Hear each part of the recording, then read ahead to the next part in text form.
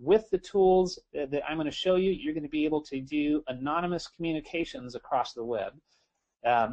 When you combine anonymous communications with anonymous websites, and let me explain what I mean by anonymous websites. Typically, the way you go get a website is you go buy your domain name, you give a credit card, which gives up all your personal info. Then you go set up a hosting service somewhere, and you have to pay that with a credit card. It gives up all your personal info. Right now, there's companies out there that will anonymously register your domain name and host the site for you, and they'll take payment in Bitcoin, of course, digital cash, and you can now anonymously set up websites and protect your privacy. So I talked about Bitcoin. That's the anonymous money portion of that. So when you can combine all those things, anonymous communications, encrypted emails, you combine anonymous website hosting and registration, and then you add anonymous money in the form of Bitcoin, you've created essentially your own virtual corporation that gives you those privacy, profits, and protection. And so to create a virtual corporation, you create it by simply starting to act like one. You set up these steps when you put your business together, and by simple declaration and operations, you become a virtual corporation. And if you're using anonymous websites, anonymous hosting, anonymous money, then you are no longer in any jurisdiction that wants to tax you, because you are now free. So I'd like to share with you a case study of a website that is actively operating right now, been operating for over 1.5 years, and it's an online free market operating as a virtual corporation, and it's called the Silk Road. And Silk Road can only be accessed through the Tor Onion network, which is an anonymous, what we call the darknet. And so there's no way you can find out where this website is being hosted from. And it's basically the eBay free market where people can buy and sell practically anything they want to. Mutual consenting, voluntary adults can engage in these transactions without interference by third parties, and so they can buy and sell anything they want, even if some other people don't approve of what they're buying and selling. So some of these things are plants and herbs and derivatives that help people medicinally or for entertainment purposes as well. So you can buy any drug that's outlawed in most jurisdictions. You can right now go to Silk Road, create an anonymous account, access the website anonymously, pay with anonymous Bitcoins, and receive your product shipped to your doorstep if you like. So powerful, powerful. Do a Google search on Silk Road. You'll find some great stories on that. As a matter of fact, John Stossel runs a TV show just a couple days ago. Had a 5 or 6 minute segment on there that talks about Silk Road, talks about Bitcoin, and talks about how powerful it is, and also it explains how governments and central planners are powerless to try and stop it. As a matter of fact, I have a link to that video on the keepyourassets.net website, which I'll show to you in a few minutes. So anyway, so that's the virtual. I've probably given you guys a lot of material that we can discuss. There's so much more I could cover, but I don't want to keep you here all day. We have tons of resources in our members area at keepyourassets.net, a lot of free info over at Free Market Income. But let's talk about the tools you use for privacy protection. One of the tools you can use, and this is my final slide, so if you're hanging in with me, we're winding it down here, and so you want to get your questions ready. So I want to stick around as long as you guys want to answer any questions you have. I'll do my best. But for privacy protection, when you're operating on the internet, oftentimes it's a good idea to use pseudonyms. Another word for this is pen names or professional names or stage names. If you're running multiple online businesses, you may not want all your businesses to be under your one name, because they may be totally unrelated, and sometimes people may not respect your product or service if they think you're trying to do too many things at once. But I'm of a differing opinion. I believe a person can be expert in multiple fields, and pseudonyms allow you to present those different products and services without diluting your brand, and you can create multiple brands. So pen names, you can encrypt your data and communications using things like PGP. Virtual private networks allow you to access the internet privately.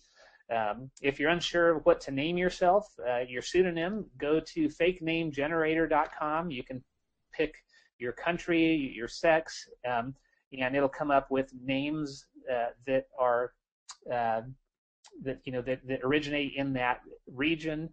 It'll give you social security number. It'll give you a credit card. Obviously, it doesn't work, but it'll give you an email address. It'll give you an actual physical address that you can totally create an alternate identity with that site. Oftentimes, when you're out on the web and you're signing up for free things, or you're logging into sites where you want to make a comment, a lot of times they won't let you access those sites until after they send you an email link that you have to then click on and verify before you can start accessing those sites. But you may not want to give out an email address, or you may not want to get on all these mailing lists. So there's a really cool service called 10minutemail.com. You go there, it'll create an automatically generated email address, and then you can go plug that in on this third-party site that you're looking to access. And then you can wait for that confirmation email to show up at 10minutemail.com, and you can click on the link, and it's basically expires in 10 minutes, that email, and so it's a disposable email address that can just give you some fun flexibility there. So another software is a data encryption software called TrueCrypt.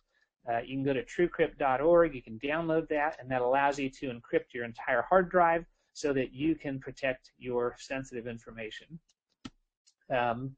There's a PGP software out there that you can use to encrypt your emails and files. This is more towards emails, but you can also encrypt your files on your computer. But for those of you who use PCs, you go to this gpg4win.org. You can download it, it's free, and you can begin sending encrypted emails. If you're on a Mac, you can go to pgptools.org and download a version for Mac. The Thunderbird email client has a really nice plugin that interfaces with these, and it makes it real easy to send encrypted mail back and forth. So those are some great tools for privacy. And then for anonymous web surfing, you want to use torproject.org. A lot of political activists use this. People who are being persecuted, people behind firewalls, like in China, reporters that are reporting on abuses that are going behind the country are able to get their news out by accessing Tor Project. And what it does is it anonymizes where you're accessing the internet from, so that you don't get jackbooted thugs kicking down your door because your IP address gave away your location. Another service, it's a pay service, is called cryptohippie.com, and they are a virtual private network. They accept Bitcoins as payment, so you can register anonymously, and they also allow you to surf the web anonymously through their service. So these are great privacy tools, especially if you're going to be running your virtual corporation. So I've got those up on the screen. If you don't write them down fast enough, don't worry, we'll try and make this available to you. They are all available on the websites I referenced earlier. So as we wind down, before I get into the Q&A, I just want to let all of you know that who are on this call that we want to reward you and thank you for taking some time to learn some of these things. And we do have products and services over at keepyourassets.net. We have the Invisible LLC, and we also have what's called the Ultimate Asset Protection and Privacy Toolkit, which includes the New Mexico LLC, plus all these encryption tools, plus everything you need to know about Bitcoin and virtual corporations. All that stuff is there, and a whole lot more. You can get involved with a 10% discount at any time. We also have freemarketincome.com, which is our affiliate site, which basically markets those same products and services, but you can become an affiliate there and get all the same benefits, but also earn a commission when you refer other people to your link. So I want to give you an invitation code in order to get that discount.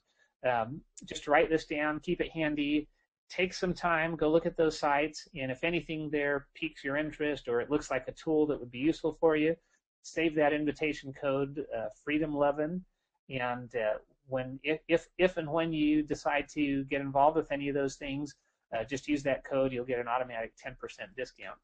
So we're winding up here. I want to jump over to some Q&A, so I'm going to go to that screen here and go ahead and open it up, and I guess type in your questions on the right side. I'll turn it back over to you, Kevin, if you want to give anyone any special instructions, or if you have any questions that you want me to elaborate on, I'll be happy to. Okay, great. Yeah, I think we'll have people actually ask the questions through their microphone, so they're actually live. So awesome. Yeah, so I'll just take if you have a question, I'll just take you off mute, and then you can ask it, and we can go back and forth. It looks like, well, actually, I have a question. Should I wait till the end, or should I go first? Whichever you want. Okay. Well, I'm going to go since I'm here now. I'm going to go first. Right. It looks like Andrew has one, and anyone else that has a question, just type it in, and we'll call on you when it's your turn.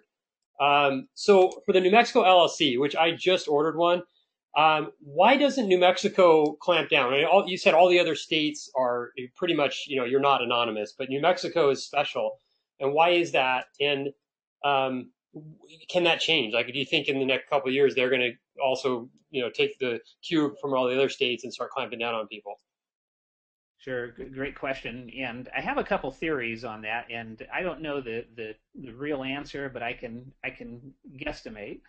And one of them is just even though we're in unfree markets, there's still some level of competition, and states compete with each other for revenue. And so New Mexico, I think when they decided to start LLC legislation and create statutes for this, some clever people who helped them draft those statutes for the LLC, or the limited liability company, I think by design or subtly, they crafted the language to allow you these great competitive advantages over other states. So I think whoever they had prepare that was a forward-thinking person that was either motivated to increase the competitiveness of their particular state, or my second hypothesis is that these power players, the people who are in positions to create these laws, built into it their own little personal refuge. So they created their own little loopholes in there. And I've been dealing with New Mexico LLCs for over 16, 17 years now, and the legislation or the use of them has only gotten better, and so the trend is good. I think as the world progresses, who knows what will happen in the future? If they begin to be revenue hungry, they might institute more fees. But what will happen is someone else who's more competitive will come up with something better. But in the 16 years or so that I've been doing it, I haven't found anything better. A lot of people talk about Nevada corporations or Wyoming LLCs, and all of those are either more expensive or require you to file reports and file fees, and they don't preserve your privacy, and they're just not as good as the New Mexico LLC. With that said, we're rapidly approaching the time to where,